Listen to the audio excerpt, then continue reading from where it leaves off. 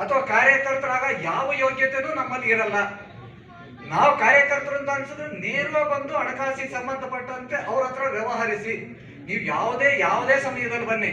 ದಸರಾ ಕಳೆದು 2-3 ತಿಂಗಳು ನಿಮಗೋಸ್ಕರನೇ ತೆರೆದಿಟ್ಟ ಬುಕ್ ಅದು. ಯಾರು ಹಣ ರಸೀತಿಯಿಂದ ಎಷ್ಟು ಬಂತು, ಕೂಪನ್ ಇಂದ ಎಷ್ಟು ಬಂತು, ಬ್ಯಾಂಕಿಗೆ ಅಮೌಂಟ್ ಎಷ್ಟು ಬಂದಿದೆ ಅಷ್ಟು ನಿಮ್ ಕಣ್ ಮುಂದೆ ಕೊಡ್ತಾರೆ.